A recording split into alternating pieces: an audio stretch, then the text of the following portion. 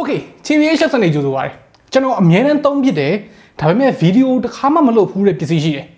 အဲ့ဒါကတော့ကားချာဂျာတွေပါကားချာဂျာဆိုတာရုပ်တရက်ကြည့်လိုက်ရင်တော့ရှင်းရှင်းလေးပဲဗျာသိလားဗီဒီယိုလုံးစီရရဲလို့မဟုတ်ဘူးဒါပေမဲ့ကိုယ့်ရဲ့လိုအပ်ချက်ပေါ်မှာမူတည်ပြီးတော့ကားချာဂျာတွေထဲမှာလည်းအမျိုးအစားတွေကရွေးစရာတွေအများကြီးရှိတယ်ပြီးတော့ရွေးသွားတာမှားရင်လည်းနည်းနည်းမှုတ်တယ်အဓိကကိုက Android user လား iOS user လား Android မှာမှဘယ် model သုံးတာလဲ iOS မှာမှဘယ်လိုသုံးနေတာလဲအဲ့ဒါတွေပေါ်မှာမူတည်ပြီးတော့ရွေးစရာတွေကွာသွားတယ်ဆိုတော့ဒီနေ့မှာဘာမဆိုရဲ့ကားချာဂျာတွေကိုမိတ်ဆက်ရင်းနဲ့ဘယ် model တွေက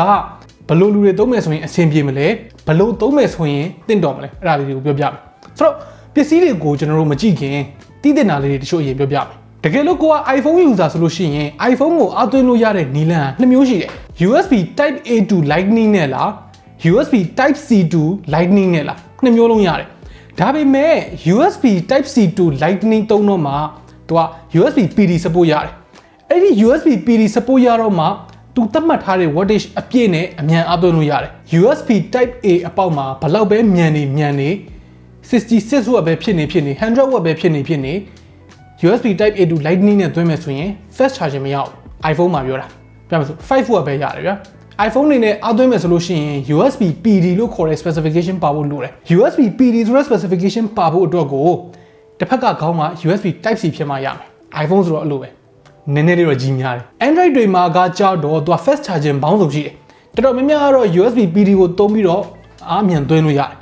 တချို့ Android တွေဥပမာအဖြစ် Oppo တို့ OnePlus တို့မှာတို့ကြတော့သူက USB PD နဲ့မဟုတ်ဘဲနဲ့ USB Type A to C သုံးပြီးတော့150 watt အထိရတဲ့ကောင်တွေရှိတယ်။သူတို့ကိုအမြန်ဆုံးအသွင်းခြင်းကြတော့ USB A ပေါက်ကိုမှ wattage များများ support လုပ်တဲ့ကောင်လို့တယ်။နောက်ထပ်တစ်ချက်ထည့်စဉ်းစားသင့်တဲ့တစ်ချက်ကကိုကတယောက်တည်းသုံးပါလား။ဟိုကားပေါ်မှာသုံးပါဆိုတော့ကိုကကားမောင်းနေသူလား passenger လား passenger ရော driver အတွက်ရောနှစ်ယောက်စလုံးအတွက်ကိုစဉ်းစားမှာလား။တနည်းအားဖြင့်ပြောရမယ်ဆိုရင်တစ်ပေါက်လားနှစ်ပေါက်လားပေါ့နော်။ပြီးတော့ပထမဦးစားပေးပြီးတော့သွင်းခြင်းနဲ့ primary သွင်းဖြစ်တာဘာဖြစ်မလဲ။အဲ့ဒါထည့်စဉ်းစားဖို့လိုတယ်။ပြီးတော့ကားချာဂျာတွေကလည်းပုံမှန်ချာဂျာတွေလိုပဲအပူခံနိုင်ဖို့လိုတယ်။သူဆိုနည်းနည်းတော့အပူပိုခံနိုင်ဖို့လိုသေးတယ်။နေပူထဲမှာဘာညာသိမလားအပြင်မှာဆိုတော့အပူဒဏ်ခံနိုင်မှုကနည်းနည်းပိုအရေးကြီးတယ်။ပြီးတော့ short circuit protection တွေတို့ electrostatic protection တွေတို့အဲ့ကောင်တွေလည်းပါဖို့လိုတယ်။ဆိုတော့ကျွန်တော်ဒီနေ့ပြောပြမယ့်ဘာမဆိုရဲ့ကားချာဂျာတွေအကုန်လုံးကအဲ့ဒီအရေးအသွေးတွေအကုန်လုံးနဲ့ကိုက်ညီတယ်။ပြီးတော့ဈေးလေးလည်းတက်တာပဲပေါ့ပြီးတော့နောက်တစ်ခုသဘောကျစရာရှိတာကသူ့ရဲ့ charger တွေပြီးတော့နောက်တစ်ခုကျွန်တော်သဘောကျတာသူတို့ရဲ့ charger အပေါက်တွေတိုင်းမှာ wattage ဘယ်လောက်ထွက်တယ်ဆိုတာကိုအတိအကျရေးပေးထားတယ်ဆိုတော့ဘယ်အပေါက်ကနေပြီးတော့ဘယ်လောက်ညှော်လင်းလို့ရလဲတခါလေးကိုကခံမှန်းလို့ရတယ် okay ဆိုတော့ပစ္စည်းလေးတွေအကြောင်းပြောမယ်ပထမအဆုံးတစ်ခုကျွန်တော်အတွက် personally အသုံးဝင်ဆုံးကဘာမဆိုရဲ့60 watt car charger သူက USB နှစ်ပေါက်ပါတယ်အဲ့ဒီ USB နှစ်ပေါက်ကနေမှသူက Type C 30 watt စီထွက်တယ်ဆိုတော့ iPhone သမားတွေအတွက်အသုံးဝင်တယ် iPhone ကိုမှသူကအမြန်ဆုံး charging speed ကိုပေးနိုင်လိမ့်မယ် iPhone နှလုံးတစ်ပြိုင်တည်းအသွင်းနေတာပဲဖြစ်ဖြစ် Android နှလုံးကိုတစ်ပြိုင်တည်းအသွင်းနေတာပဲဖြစ်ဖြစ်အဆင်ပြေတယ်မိုက်တယ်နှလုံးစလုံးကို30 watt စီရတယ်ဆိုတော့ Android တစ်လုံး iPhone တစ်လုံးဆိုလဲနှစ်ခုစလုံး fast charging ရမယ်ဒါမှမဟုတ် Apple user အကြီးစား Apple ship ကြီးဆိုလို့ရှိရင်လဲ iPhone တစ်လုံး iPad တစ်လုံးနှစ်ခုစလုံးကို fast charging သွင်းထားလို့ရတယ် Apple Watch 7နဲ့အထက်ဆိုလို့ရှိရင်လဲတစ်ဖက်က Type C ကောင်းနေဆိုတော့ fast charging ရတခုတော့ရှိတယ်သူကနည်းနည်းလေးတော့ size ကြီးတယ်နည်းနည်းကိတ်တယ်ပေါ့နော်ဆိုတော့ size ကြီးတယ်ဆိုလို့နောက်ထပ်အကိတ်တစ်ကောင်ကဘာမဆိုရဲ့90 watt car charger သူကကြတော့နှစ်ပေါက်ပါတယ်ပေါ့နော် USB Type A ကနေပြီးတော့66 watt ထွက်တယ် USB Type C ကနေပြီးတော့25 watt ထွက်တယ် iPhone တစ်လုံးနဲ့ Android တစ်လုံးကိုမှသူကအမြန်ဆုံး speed လိုချင်တဲ့သူတွေအတွက်အဆင်ပြေတယ်ဥပမာအားဖြင့် OnePlus တို့ Oppo တို့ Huawei တို့အဲ့ဒီဖုန်းတွေ 95% လောက်ပေါ့နော်အကုန်လုံးတော့မဟုတ်ဘူးတော်တော်များများကိုဒီ66 watt နဲ့အသွင်းလို့ရတယ် Vivo ရဲ့ fast charging ကတော့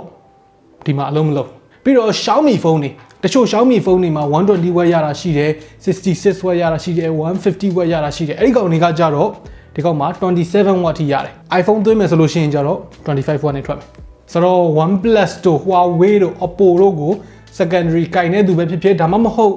ကောင်မလေးရှိတယ်ဆိုလို့ရှိရင်လည်းကောင်မလေးရဲ့ဖုန်းကအဲ့ဒီဖုန်းပေါ့ဗျာနော် iPhone ကိုက iPhone သုံးနေဆိုလို့ရှိရင်လည်းအဆင်ပြေတယ်အဲ့လိုကောင်မလေးတွေပါလေးတွေမရှိဘူးเนาะကိုကတကိုယ်တည်းသမား FA ဆိုလို့ရှိရင်ကြတော့အဲ့ဒီအကိတ်အစားဒီကောင်လေးကနည်းဖို့အဆင်ပြေလိမ့်မယ်အဲ့ဒီကောင်ကဘာမဆိုရဲ့20 watt car charger ဒီကောင်က FA မှာ iPhone သုံးတဲ့ FA တွေဆိုလို့ရှိရင်ပိုအဆင်ပြေတယ်သူက Type C တစ်ခုတည်းပါမယ်ဒီကောင်က USB PD support လုပ်တယ် ဆိုတော့20 watt fast charging ရမယ်အပေါက်တစ်ပေါက်တည်းဖြစ်တဲ့အတွက် size က PC လေးပိမ့်ညောင်လေးတော်တော်လေးပဲ minimal ဖြစ်တယ်ကျွန်တော်တို့ကားရဲ့ secret lighter အပေါက်ထဲမှာထည့်ထားလိုက်မယ်ဆိုလို့ရှိရင်ဒီကောင်လေးကရှိတယ်ဆိုတော့လေးပဲထွက်နေတယ်ဆိုတော့လေးပဲရှိတယ်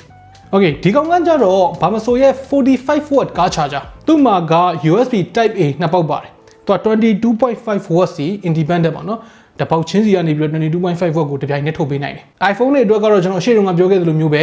USB PD support မပါတဲ့အတွက်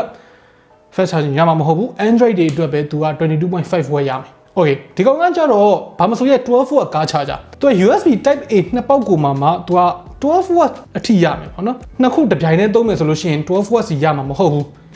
နှစ်ခုပေါင်းကို12 watt ရမှာဆိုတော့ဒီကောင်ကိုတော့ကျွန်တော်တိတ်ပြီးတော့ recommend မပေးချင်ဘူးနည်းနည်း use case နည်းတယ်စဉ်းစားလို့ရတဲ့ use case ဆိုလို့ရှိရင်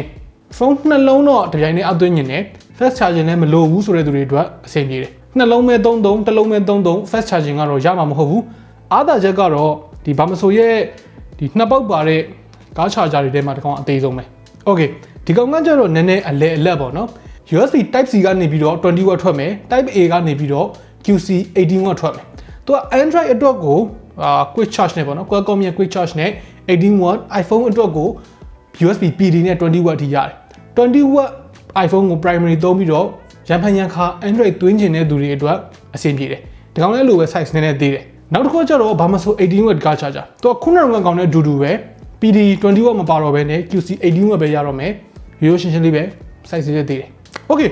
ဆိုတော့ကျွန်တော်ဒီနေ့ပြပြသွားတဲ့ဘာမဆိုရဲ့ကား charger တွေကိုဝယ်လို့ရတဲ့ site တွေကိုကျွန်တော်တို့ comment ထဲမှာရေးပေးထားမယ်အဲ့ဒီမှာတစ်ချက်တော့ကြည့်လိုက်လို့ရတယ်ကဲဆိုတော့ကား charger တွေကိုရွေးတဲ့အခါမှာဘယ်လိုရွေးရမလဲဆိုတာရောဘာမဆိုရဲ့ကား charger တွေကိုရောကျွန်တော်မိတ်ဆက်ပေးပြီးသွားပြီဆိုတော့ခင်ဗျားတို့ရောဘယ်ဖုန်းကိုသုံးနေလဲဘယ် charger နဲ့ကိုအဆင်ပြေလိမ့်မယ်လို့ထင်လဲအောက်က comment ထဲမှာဝင်ရောက်ဆွေးနွေးရေးခုံးပေးတော့လို့ရပါတယ် Okay နောက်နေ့မှတွေ့တော့